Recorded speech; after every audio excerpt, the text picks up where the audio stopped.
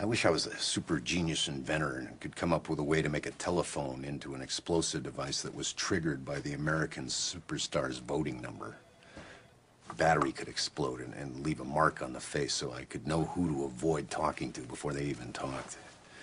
And I could look and say, no, you're not going to be saying anything that's going to add any value to my life. Yeah, but it's funny.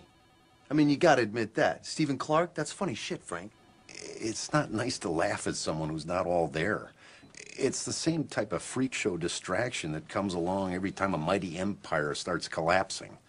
American Superstars is the new Coliseum. And I won't participate in watching a show where the weak are torn apart every week for our entertainment. I'm done, really. Everything is so cruel now. I just want it all to stop. Feel sorry for Jennifer Aniston? No, I know, it's tragic.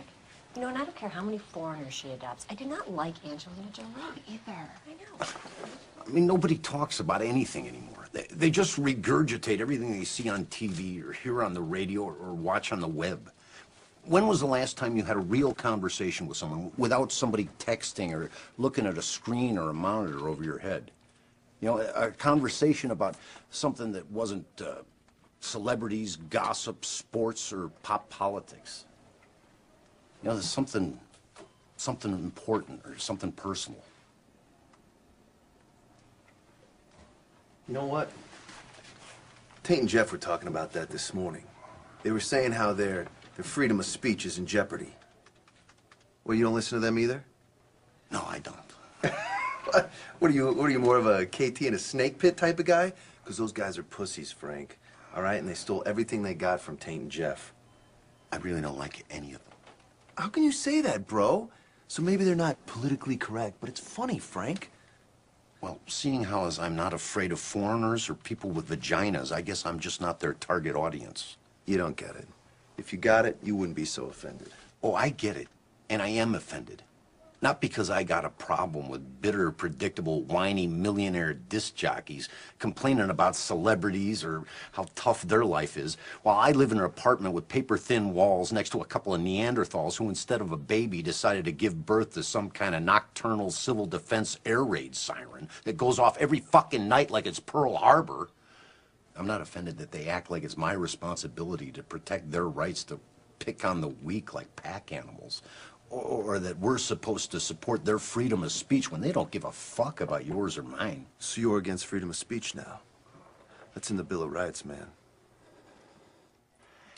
I would defend their freedom of speech if I thought it was in jeopardy.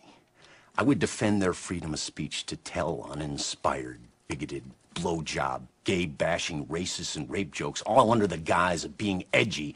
But that's not the edge. That's what sells. They couldn't possibly pander any harder or be more commercially mainstream, because this is the "oh no, you didn't say that" generation, where a shocking comment has more weight than the truth.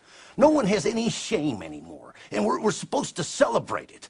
I saw a woman throw a used tampon at another woman last night on network television, a network that bills itself as today's woman's channel. Kids beat each other blind and post it on YouTube. I mean, do you remember when eating rats and maggots on Survivor was shocking?